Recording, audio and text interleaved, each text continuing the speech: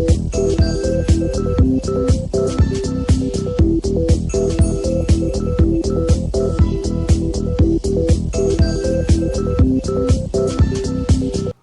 Friends, welcome to channel masters of botany. Again मैं हूं आपका दोस्त विनय कुमार सिंह और इस वीडियो में हम बात करने जा रहे हैं ICN के बारे में, जिसको आप जो है प्रीवियसली किस नाम से जानते थे, ICBN के बारे में जानते थे। और ICN का फुल फॉर्म क्या है? पहले इसका फुल फॉर्म था international code for botanical nomenclature.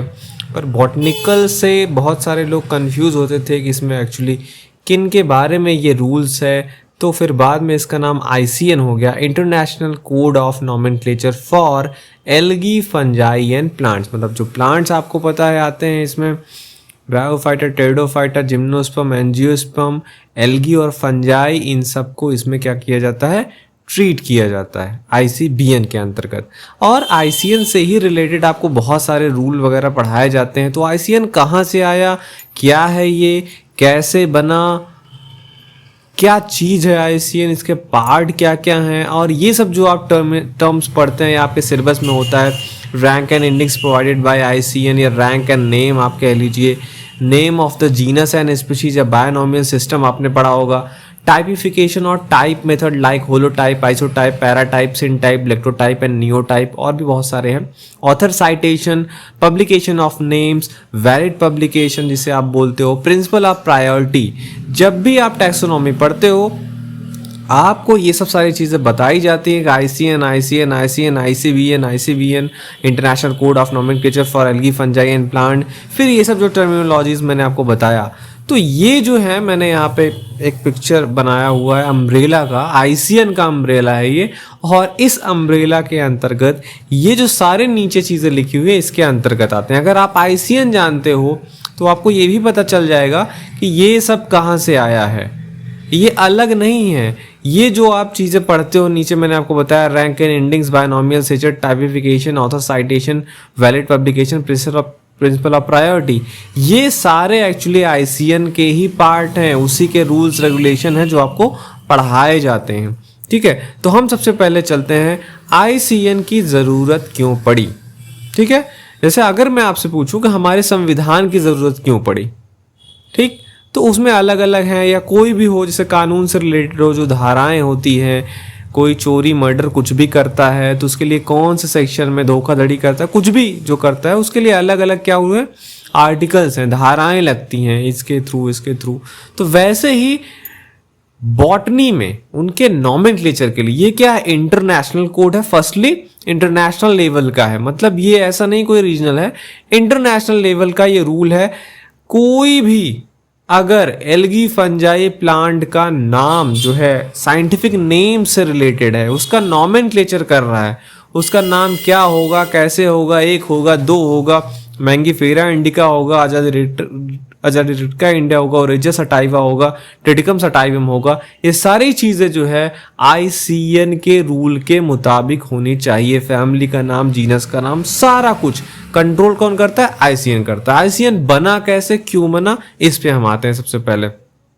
तो पहला टॉपिक क्या है आपका, development of botanical code. That means कैसे ये आपका बॉटनिकल कोड ICN बना, international code of nomenclature for algae, fungi and plant, जिसे आप क्या बोलते हैं, ICN, या इसे ICN AFP भी बोला जाता है। AFP मतलब एल्गी, फंजाई एंड प्लांट। और ओल्ड नेम क्या है इसका, international code of botanical nomenclature, ICBN। जितने भी पुरानी किताबें हैं अगर आपके पास तो वहां पे ICBN ही लिखा होगा, या कहीं पूछा जा रहा है तो वो भी जो है कोई पुराना टीचर ही वो क्वेश्चन बना रहा है, इसलिए वहां पे वो ICBN मेंशन कर रहा है। तो सबसे पहले देख लेते हैं कहाँ से ये शुरुआत हुई, चीजें कैसे डेवलप हुआ और क्या है ICN।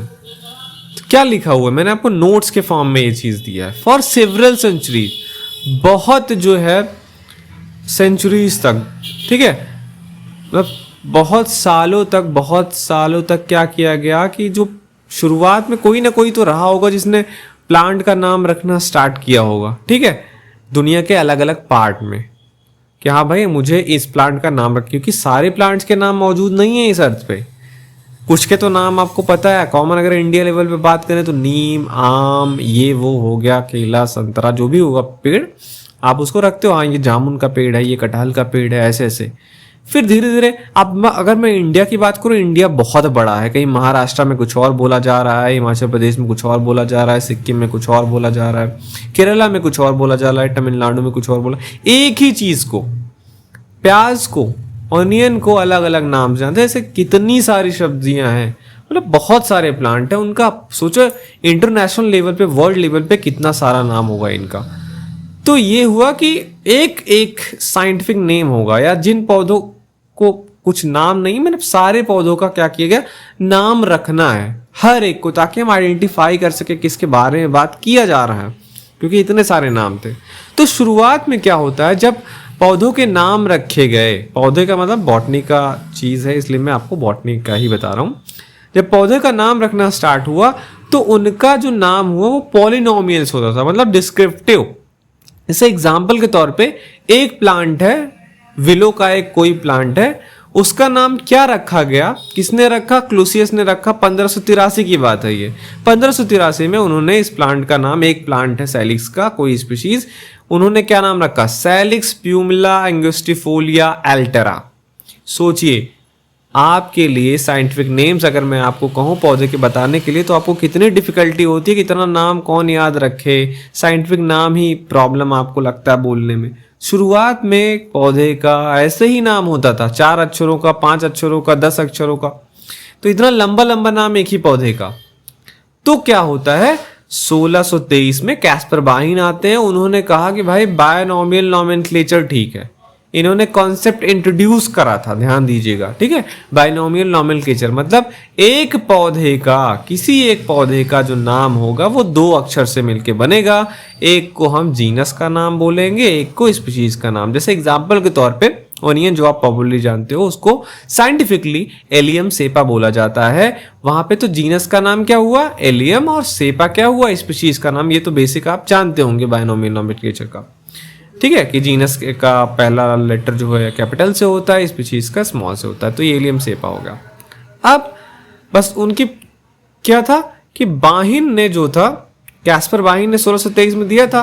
कैस्पर बाहिन ने सभी स्पीशीज के लिए बायनोमियल नोमेनक्लेचर नहीं यूज किया था, ऑल्दो उन्होंने कॉन्सेप्ट दिया, पर उन्होंने सारे स्पीशीज के लिए नहीं दिया, तो कुछ का उन्होंने रखा।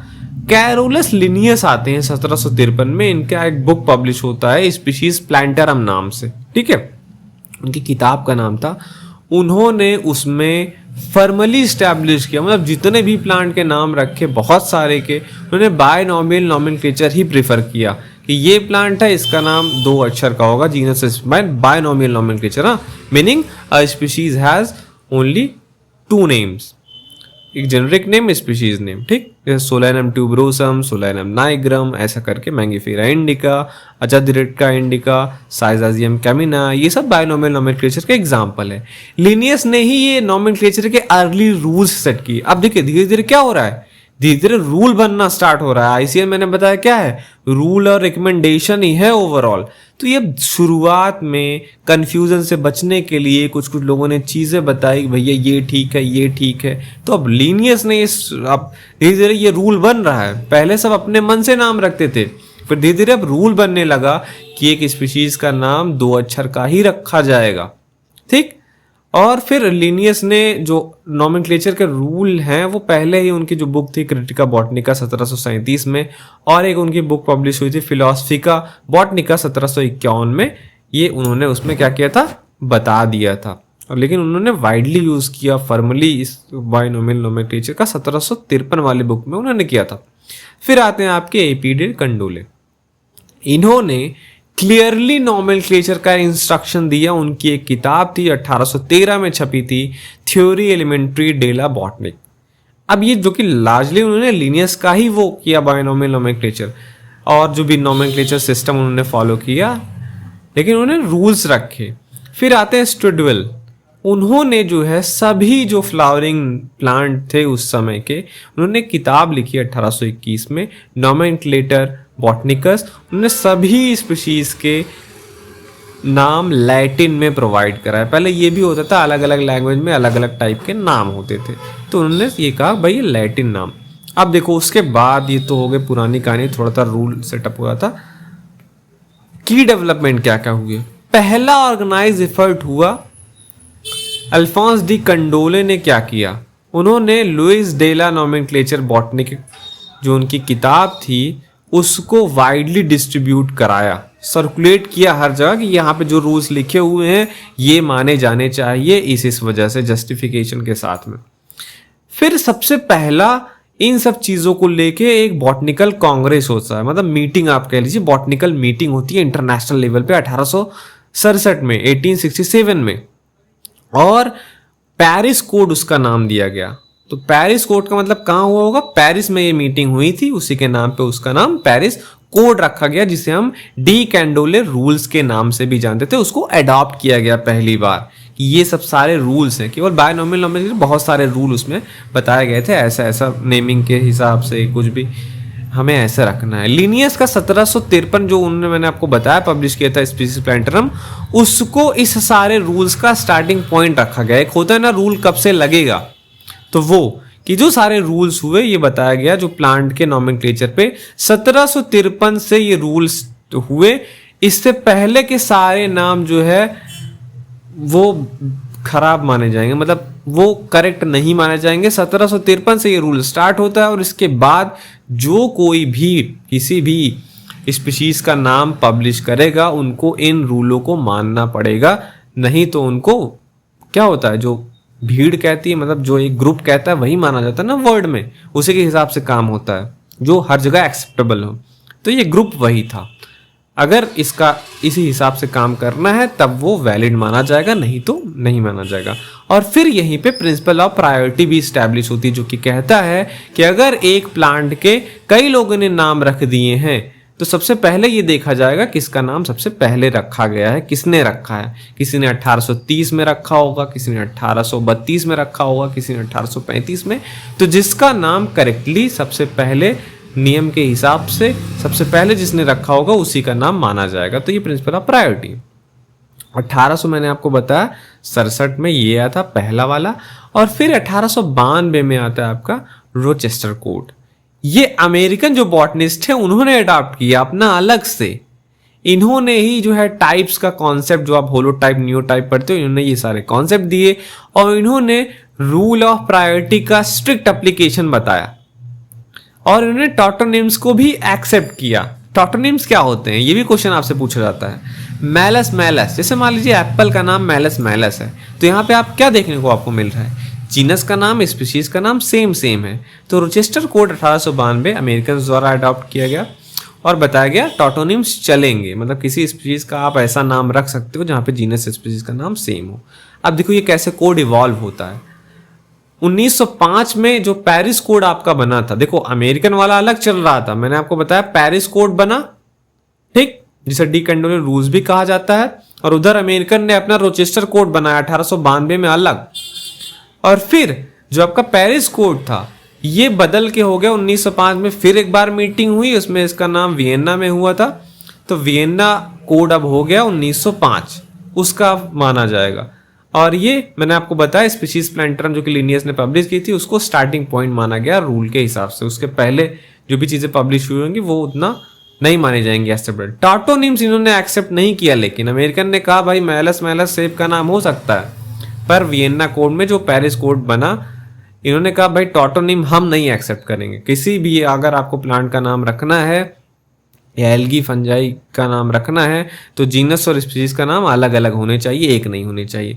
और एक चीज इसमें हुई कि लैटिन डायग्नोसिस जो है उसको क्या किया गया, इसेंशियल कर दिया गया। मतलब अगर आप कोई नया पौधा खोजते हो तो उसका डिस्क्रिप्शन आपको लैटिन में तो देना पड़ेगा।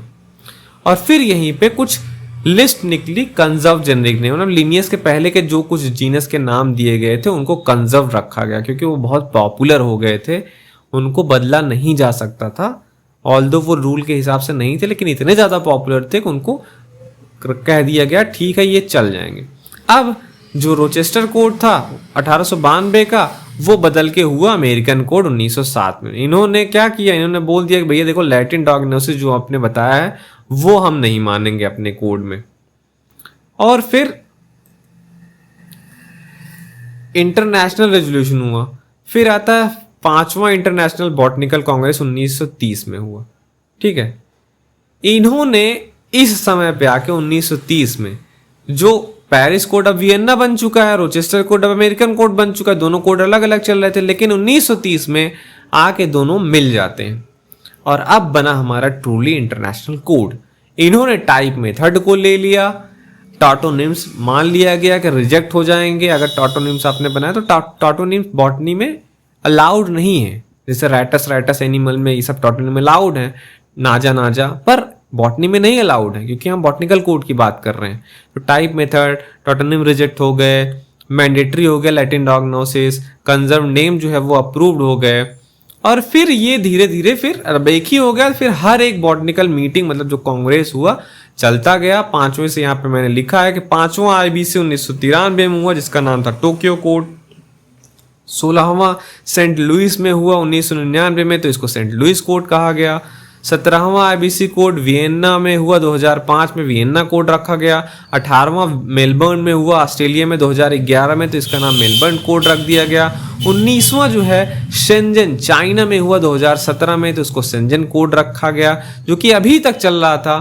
पर पिछले ही साल 20वीं IBC की मीटिंग हुई मैड्रिड स्पेन में 2024 में, तो अब जो है इसका कोड का नाम बदल गया। अभी तक क्या आप एग्जाम में लिखते थे शेंजन कोड, पर अब से आप क्या लिखोगे अगर ऑप्शन में आता मैड्रिड कोड लिखोगे।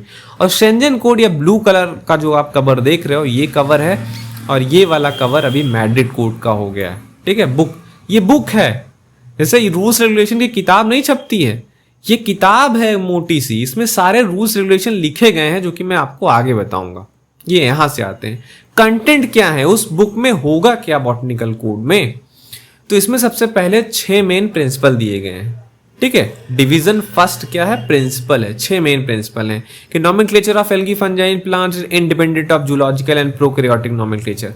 मतलब कहा जा रहा है जो भी इसमें रूल्स वगैरह दिए गए हैं ये एल्गी फंजाई और प्लांट के लिए होंगे। जूलॉजी और प्रोकैरियोटिक ऑर्गेनिज्म बैक्टीरिया का नाम इससे नहीं मतलब है। जूलॉजी का अलग कोड है, प्रोकैरियोटिक नोमेनक्लेचर का अलग कोड है। ये एल्गी और फंजाई प्लांट के लिए लागू होगा। दूसरा प्रिंसिपल क्या कहता है कि जो किसी भी स्पीशीज का नाम किसी न किसी टाइप पे रखे जाएंगे, किसी एक जीनस का नाम, फैमिली का नाम, उसके लिए एक प्लांट के ही ऊपर उसका नाम होगा। ठीक है, जैसे पोआ है, पोएसी फैमिली पोआ जीनस पे बना हुआ है।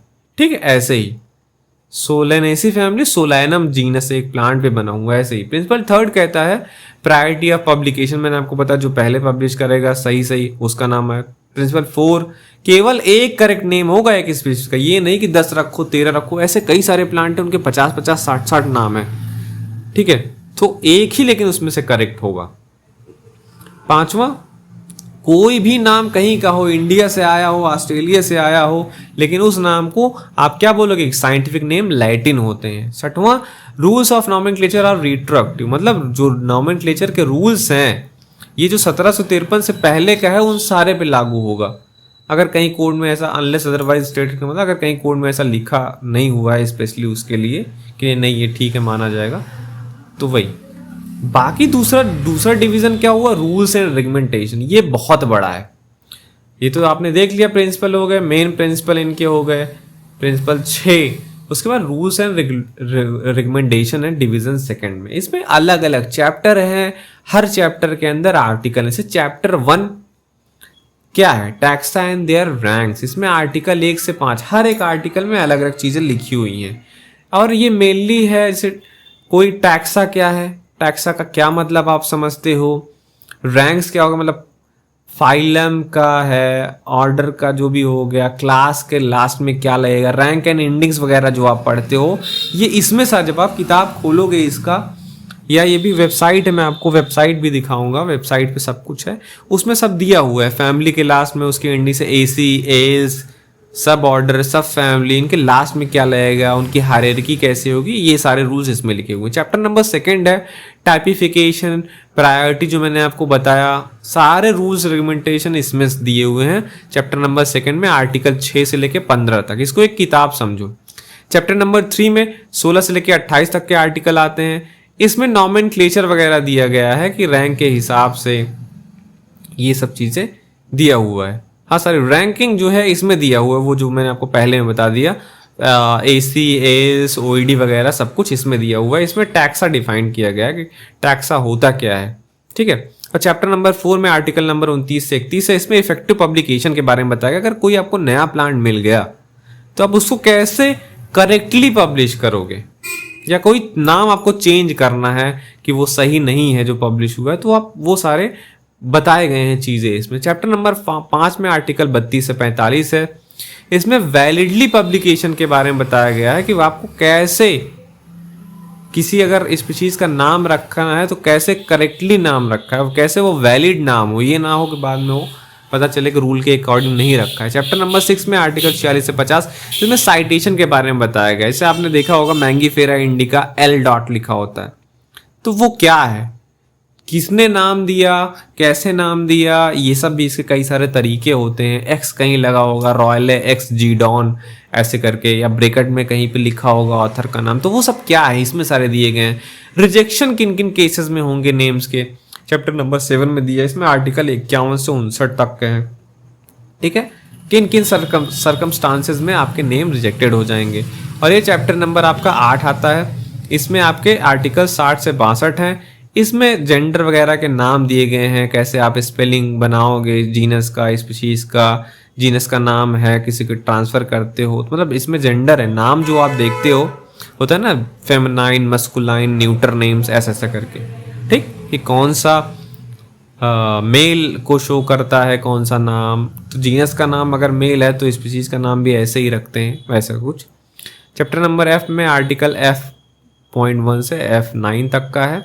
इसमें जो भी फंजाई में जो भी ऑर्गेनिज्म है उनके नाम के बारे में दिया हुआ है। चैप्टर H में हाइब्रिड जो होते हैं उनके बारे में दिया हुआ है। फिर थर्ड में कैसे ये गवर्नेंस होगा, IBC वगैरह कैसे कंडक्ट होगी, कैसे उसकी मीटिंग होगी, नॉमेनक्लेचर वगैरह कैसे डिस्कस किए जाएंगे, कैसे अगर चेंजेस कुछ करने हैं कोड में तो वो कैसे होगा, इस परमानेंट नॉमेनक्लेचर कमेटीज में कौन कौन, इनके एडिटोरियल कमेटी मतलब कौन जो है मेंटेन करेगा, कौन पब्लिश करेगा इस कोड को, अगर किसी को उसमें कोड में चेंजेस करने हैं तो वो कैसे वो प्रपोजल डालेगा, हाँ ये चीज़ इसमें चेंज होनी है अगर कुछ चेंज होना हो, तो मतलब गवर्नेंस के लिए है पूरा ये जो कोड मैंने आपको बताया। इसमें अगर चेंज करना उनके रूल्स वगैरह में कौन करेगा, कैसे करेगा, IBC की मीटिंग कैसे हेल्ड होगी, उसके क्या क्या रूल्स हैं, कोई कैसे चीज़ें पास होंगी कुछ नहीं होंगी, ये सारे इसमें दिया हुआ है। तो ये था आपका सारा, ये रेफरेंस है IEPT का जो वेबसाइट है, इसमें सब कुछ दिया हुआ है। इसमें जो आपका मैंने बताया संजन कोड ब्लू कवर वाला वही है, अभी नया वाला आया नहीं है, नया वाला वेबसाइट पे वो है ना। बाकी ये जो 2 किताबें हैं इनसे आप पढ़ सकते हो, plant systematic by Gurucharan Singh and plant systematic by Simpson, Michael H.G. Simpson, ठीक है। अब मैं थोड़ा सा आपको वेबसाइट दिखा देता हूँ।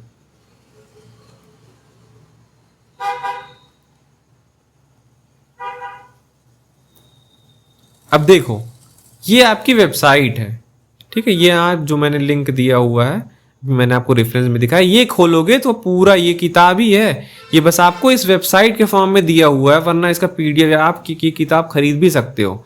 सब कुछ इसके बारे में लिखा हुआ है क्या नहीं है, ये मैंने आपको जो बताया। इंट्रोडक्टरी पेजेस हैं, टाइटल पेजेस हैं, फ्रंट मैटर है, एडिटोरियल कमेटी, प्रीफेस में प्रीएम्बल, ये देखिए डिविजन्स हैं आपके, इसमें प्रिंसिपल दिए हुए हैं, ये देखिए जो मैंने आपको बताया इतने प्रिंसिपल हैं, 6 प्रिंसिपल हैं। अब डिवीजन 2 रूल्स एंड रेगमेंटेशन, ये देखो चैप्टर नंबर 1 जो मैंने आपको वहाँ पे बताया, चैप्टर नंबर 1 इसमें आर्टिकल 1 to 5, चैप्टर नंबर 2 ये सब उसके अंदर देखो, हर एक article 6 section, article 7 typification, specimens, ये प्रायोरिटी, स्टेटस ऑफ नेम, बहुत सारी चीज़ें हैं। जो मैंने आपको बताया वो कुछ नहीं है, 1% है, तो इतना आपको जानने की ज़रूरत नहीं है। सारे देखिए ये प्रोविजन ऑफ गवर्नेंस सब कुछ ये है, आप इसको खोल के देख सकते हो। नेम ऑफ हाइब्रिड देखिए, साइटेशन ये जो हुआ, साइटेशन पे क्लिक करके आपको दिखा दूँ, ऑथर साइटेशन, ये देखिए आर्टिकल 46 पे चलते हैं, खुल गया तो अगर इंटरनेट नहीं है तो यही सब है, ठीक है। तो ये सारा है, सब कुछ इसमें है, आप इसको देख सकते हो। ये लिंक मैं इस वीडियो के डिस्क्रिप्शन में डाल दूंगा, आप देख सकते हो हर चीज़।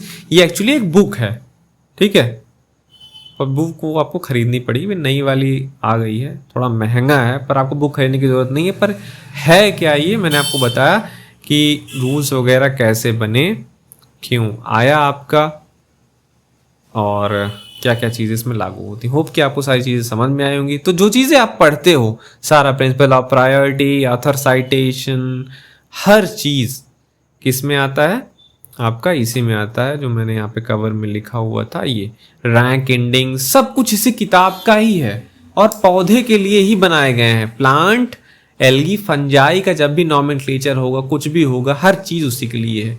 जब आपको सारी चीज़ें पढ़ाई जाएंगी तो वो आप क्या पढ़ते हो, आईसीएन के रूल्स ही पढ़ते हो। ठीक है, होप कि आपको ये सारी चीज़ें समझ में आएंगी। कोई क्वेश्चन हो तो आप कमेंट कर सकते हो, मैं वो बता दूंगा। चलता हूँ, मैं मिलूंगा आपसे किसी और वीडियो में। Thank you for watching this video.